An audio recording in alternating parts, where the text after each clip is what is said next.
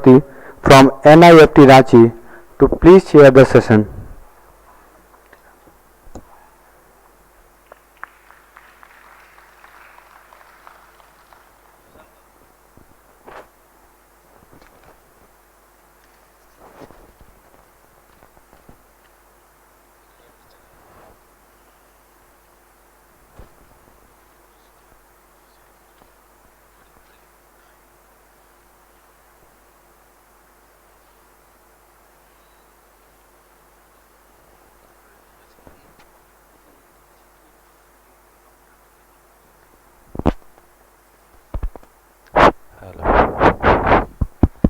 Hello, artist. Good afternoon. This session has 3 speakers. I will call the names. I will request each of the members to come to the dais. First one is Dr. Devashish Khan. Please come to the dais. Then it is Dr. Ramji Rapake. Then it is Sri Sushant Sharma.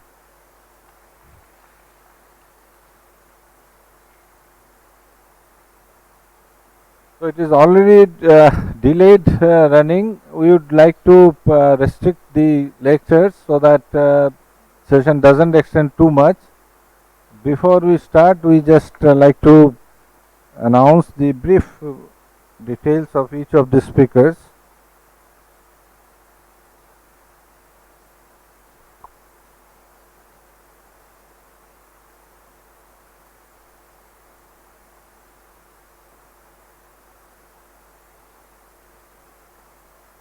Dr. Devashish Khan is going to speak on electron, atom, molecule and God.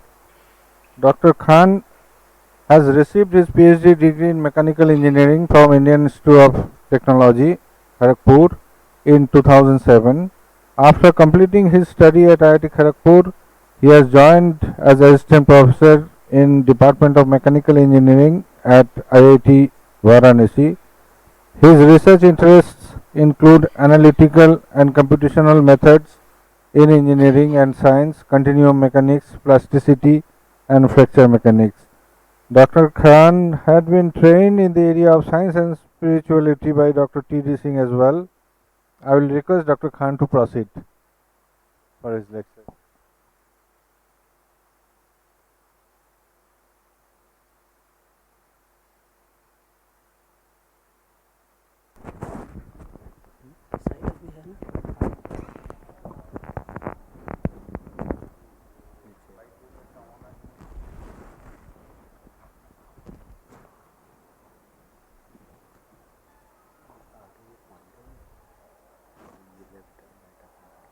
ये advance आगे जाने का एक minute I request to restrict the lectures within 12 minutes and then 1-2 minutes. how much time? 12 minutes. 12. Yeah. Oh, anyway, so I have to then make it short. So many slides are there. Anyway, good morning, everybody. After the high voltage talk of Professor Ghosh, you may not be so much attracted to this presentation. Anyway, in order to complete it, I have to present. The topic is electron, atom, molecule and God. Okay. So the very basic nature of human being is to explore the underlying facts in visible and invisible worlds, and also to investigate the unknowns using his gross and subtle senses, like using mind and intelligence. And scientific research is also, or knowledge is also born out of such inquiry. But if we see in the science, the most fundamental particles like alpha particle or electron, whatever knowledge we have till now is only the inferential knowledge, because we cannot see them directly. Okay, and if we see them through the indirect experimentation, and thereafter we try to acquire the knowledge from that. So, even we have not seen the electron, even with the sophisticated technology at our hand at the present time, but we have developed the sophisticated subject like quantum mechanics, okay, and we are trying to keep on increasing the depth of that in order to understand the reality, and also thereafter several models we have developed. So, in this way, if we see that in science also there are many areas where the inferential knowledge takes a very lead role in order to understand the factual knowledge. And here one thing I just wanted to mention that Schrödinger himself told that it may be a fact that we may not understand the quantum mechanics fully with the traditional approach which we are using. And also if we see various hypotheses which are prevalent in the modern science, so many of them may not be experimentally verified. Okay, out of that one is this third law of thermodynamics, the entropy of a perfect crystal at absolute zero temperature is exactly equal to 0. So, in this way many of the founding fathers of science, they have pondered deeply over the mysteries of science and have expressed their thoughts on the subject of nature and the supreme creator. So, this part is related to discovery of atom, electron and molecule. So, the first atomic theory was given by the Democritus in 460 BC and to this 370 BC, and his atomistic theory was very simple, okay. And he told that the atom is consisting of this void and elements and in which they interact, and it was simplistic in the sense that at that time there was no concept of element like hydrogen, helium like that, and of course he mentioned that it is invisible. But the famous theory on related to atom was Dalton's atomic theory, where he clearly mentioned about that it is indivisible, and the elements are same for similar, the atoms are same for similar element, and they are different for different. And from this also he predicted that or proposed that these elements with standard ratio they can form the compound. And after that in the journey of this discovery of electron, this J.J. Thomson is very famous, and he carried out the experimentation of the electric discharge in high vacuum tube, and he saw that this cathode rays could travel a long distance or a greater distance as compared to the atom. So, from here he got this idea that there may be particles which are lighter than the atom, and from that also he gave the plum pudding model, which is very famous. So, not only he guessed about the that existence of electron, but also he thought that there are tiny positively charged particles, okay, and these electrons are embedded within that through the electrostatic forces. So, it is like cherries in a cake, and he gave those particles name as corpus, but thereafter these names were changed to electrons by this Gersternle in 1891, and thereafter several studies on this electron were carried out. The first study was carried out by his student Rutherford, and he gave the conception of this nuclear model of atom or the planetary model of atom, where these positively charged particles are there and around which these electrons are moving. But it also faced a serious criticism by the electromagnetic theory, where it is explained that when these electrons are actually moving in an accelerated field, so it has to radiate energy, and in due course of radiation these electrons will collapse after some time. So, the structure of or the stability of atom is not fully satisfied or developed.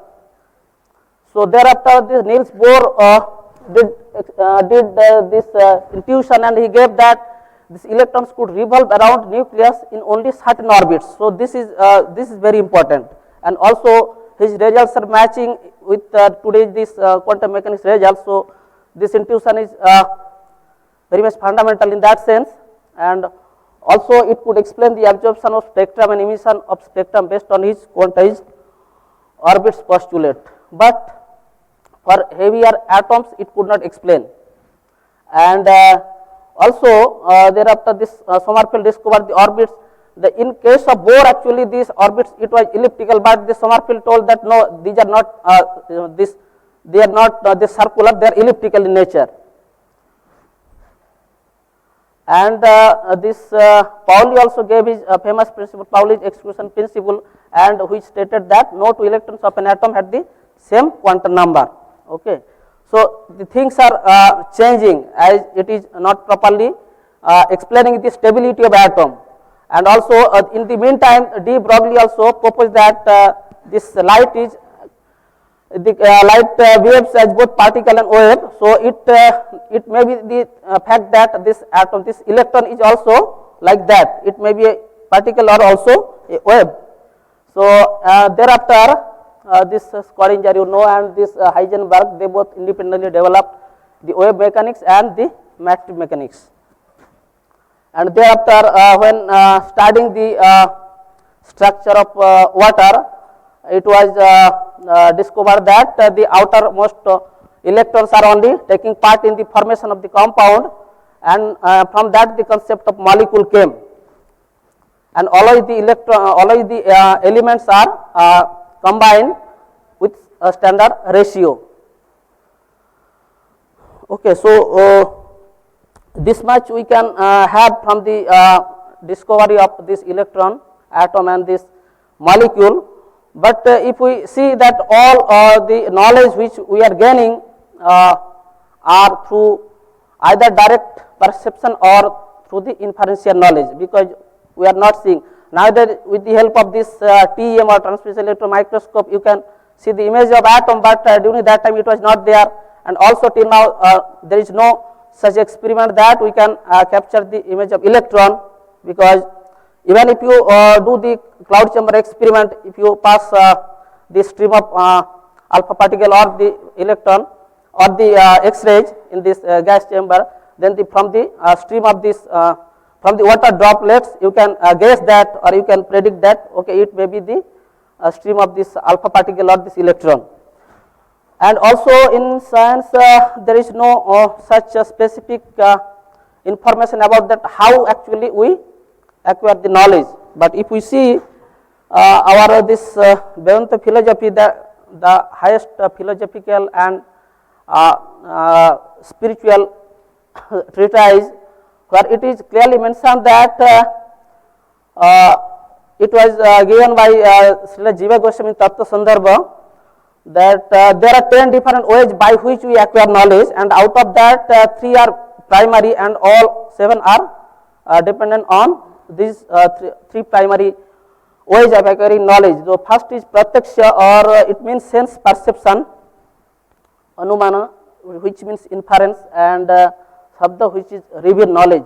In pratyaksha or this sense perception, it can be perceived, the knowledge can be perceived according to this in 2 different ways. One may be the external and other is internal. In the external, see, through ear, skin, eyes, tongue, and nose, you can have the perception or sense perception of the sound, touch, form, taste, smell. But also mind is a factor through which actually we can also have the perception of this pain, pleasure, love, hate, anger, and knowledge of various objects in that way. So in pratyaksha, not this sensory like this ear, skin, eyes, tongue, nose, but also mind plays a very great role. But in this way of acquiring knowledge, also it is mentioned that there are 4 limitations of the senses. This Brahma, Pramada, Karna, Pata, and Vipralipsa. Okay. So Brahma is like seeing mirage in a desert, okay, or due to our limitation of the senses, we are illusion sometimes. So this is very common, you might have experienced many times. Pramada is committing mistakes. So to error is human being, in English we tell. So it is our tendency to do mistakes. So to some people the mistakes may be less, but for some it may be more. But there is a tendency of all human being due to the limitation of the senses to commit mistake. And Karnapataha, this is also again the limitation of the senses, like if we have a sound of frequency less than 20 Hz or above 20,000 Hz, so ultrasonic and ultrasonic and infrasonic, then we cannot hear the sound, okay. So that is also a limitation. And then Vipralipsa, this is all meaning that we have cheating tendency. Even in the intellectual community also, whenever we are publishing paper, so whatever result actually we are getting, very honestly we do not actually convey in the journal. Sometimes suppose the nature of the curve is coming straight line, okay, in a multilinear way, but in order to present it in a very better way, B-spline or there are very curve fitting methods are there. So we show it very non-linear way so that people will understand that very much nice result is there, but it is not. Your experimentation or the research work is not conveying that. So this tendency is there, is very common. So to some it is more, to some it is less. That is, the degree is only different. Then the method of Anumana, which means that inference about an unknown object with relation to an object which to which we can have the sensory perception. Okay. So in relation to an object which we can perceive through this direct perception, so on the basis of that we are inferring about an object, like the same thing. Suppose if we have the conception of that how a ball will be in motion, or the dynamics of a ball, so from that kind of concept of the dynamics of a particle, people are thinking about that in the same way the electron may be behaving. So with reference to something for which we have the direct perception, we can extend that conception for an unknown thing. So it is also one type of logical process of gaining knowledge. And the third way of this acquiring knowledge is Sabda, which means sound, but as a prominent refers to that gaining knowledge from an authority, or from a trustworthy authority who can give the knowledge as it is. So but in its ultimate sense, the term Sabda refers to revealed knowledge that concerns the transcendental reality, and that has come from reliable authorities free from these 4 human defects. So a human defect who is having all these 4 human defects just now I mentioned, so he may not give you the exact reality. So a person should be there who is free from all these realities, he can only convey about the exact reality, and it is known as Sabda. This. So then some scientific discoveries and knowledge of God in the process of inference. So some parts have been covered by many speakers. Okay, so in this scientific discovery, that cloud chamber experiment, here the existence of this alpha particle and also the existence of electron, we can infer only. So when this stream of alpha particle is passed in that cloud chamber, okay, in high vacuum, and from the water droplets which were following the a stream actually, and from that stream we are inferring that it is this alpha particle, or this when it is X-rays are passed, we tell that it is the existence of electron. But we are inferring only, we have not seen the electron as it is or this alpha particle as it is. So in a same way, this structure has been shown by many, like C60 molecule, that how this artistic beauty is there in the structure, or in the whenever I was explaining about the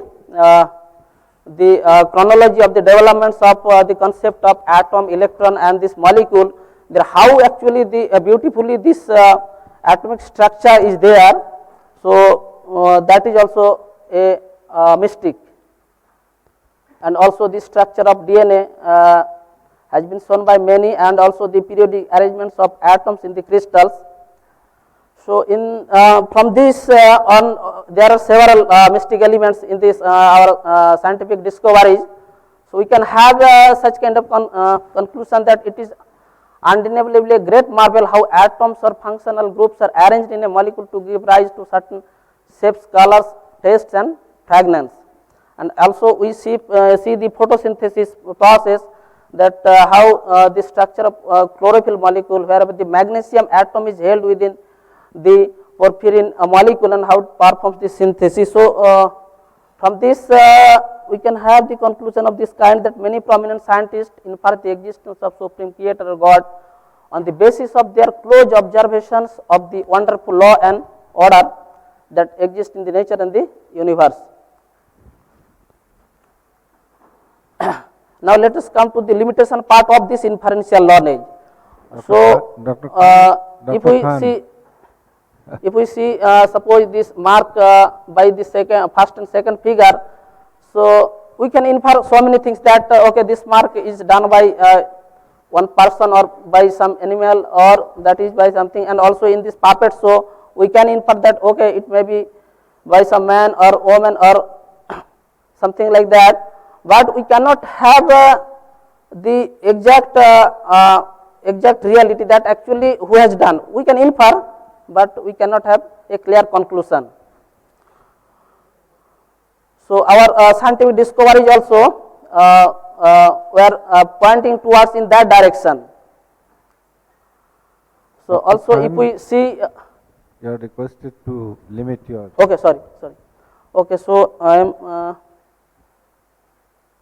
Okay, so there are several examples in science also, where we can see that same natural phenomena can be explained in various ways, and depending on that, physicists differ on the nature of the reality, because they are differing. Okay, so Gordon-Incubus theorem, it has been explained. So this point I should read that on the basis of this direct perception and anuman, whatever knowledge we gain, it may not be the final conclusive answer. So it may be acting as assistant to the shabda, which I have just mentioned, but I will tell some more points on that. And the 11th verse in Tattva Sandarbha, Jiva Goswami also cites these 4 from different Vedic scriptures, that logic cannot establish any final conclusion of anything. One should not take the help of logic for understanding that which is inconceivable. Okay, these are very strong points. So with the logic also, you can point towards the supreme creator, but about his detailed features we cannot tell. The scriptures are the authorized source of knowledge of the absolute truth, God. And my dear Lord, in order to understand those things beyond direct perception, such as spiritual liberation, attainment, that human being must consult the Vedic literatures, which are your own laws. And in a similar spirit, Rupa Goswami also gave this sentence: after a great endeavor, expert logicians may establish their proof, but these proofs can be contradicted without any difficulty by a stronger logician. So in the conclusive part, okay, so many groundbreaking scientists, they infer upon the existence of supreme creator, while the modern scientific discoveries usually occur using the knowledge gained through the pratyaksha and anumana, but Vedanta recommends that they can serve as assistant to Sabda Pramana. And in case of spirituality, things, even though the method of inference is allowed to acquire knowledge, but things expand beyond that. Here the final and conclusive knowledge is Sabda Pramana Shruti, and this Pramana is accepted as the final truth, as it is received directly from the Supreme Personality. So therefore, we should seriously consider the role of a metaphysical conception beyond logic and sense perception in understanding transcendental knowledge and God. So, so this is my last slide, but I should also mention that though at the present time people are trying to give that theory of everything. Okay. Yeah. So sometimes I was thinking that actually yesterday from the talk of Mr. Barun Agarwal and also Professor Ghosh talk, actually I was strongly feeling that actually everything is deterministic. Though we are telling that okay, with the help of statistics and probability we are trying to give some results, but whatever strong feeling I was getting that everything is actually deterministic, but in our model actually we may not be able to involve all the things which we can actually we can handle for the computation. So that's why we tell that it is probabilistic, otherwise everything is deterministic. And also one point I was just trying to mention that yeah, that is okay in the relevance of this theory of everything, that in our nature actually phenomena are infinite, of course, almost infinite, but if you see that fundamental laws are very less, and with those fundamental laws actually we are trying to explain everything, and so there is actually very good design in that. And so I think somebody has designed this system and with some purpose, and also if you try to understand all those fundamental laws, there again actually we will be seeing that some more fundamental of all these fundamentals also there. So in that way the supreme creator or this God, whatever you are telling, is trying to point towards your idea or conception towards a singular point. So singular point. So in this inferential knowledge, but final conclusive knowledge should be verified with this Shabda Pramana or the Vedas. So Vedas are the authoritative source to give you the final conclusive knowledge. Thank you. Okay, thank you very much, Dr. Khan. Okay. Dr. Devashish Khan has given a good lecture, and he tried to correlate electron, atom and molecule, and try to link with the God also. So the lecture is open for discussion. If there is any question, you can have one or two questions, please. Yeah.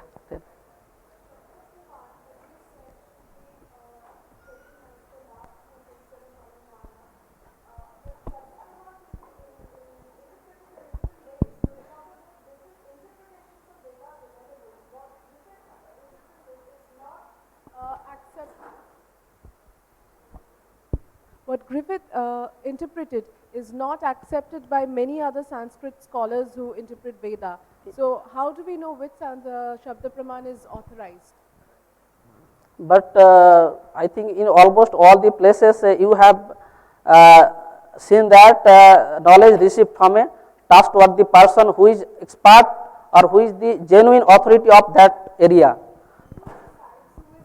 Who decides who is the genuine authority? So in our scripture it is mentioned that who is the, I think Dr. Ghosh wants to tell something. No, right, actually this trustworthiness is very important, because you have to see the source is reliable, and also self-consistency is also, I think, another important thing. When you get information from somewhere, what the preliminary check is that there is a self-consistency or not.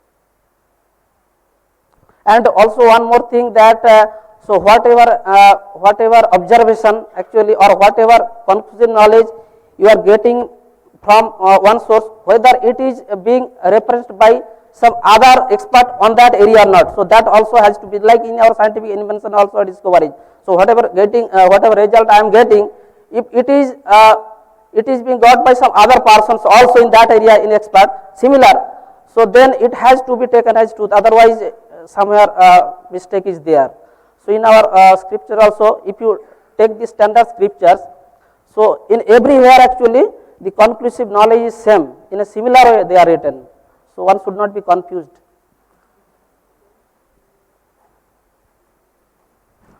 I think there is no more question. If there is no more question, I thank you, Dr. Khan, again. So Thank you.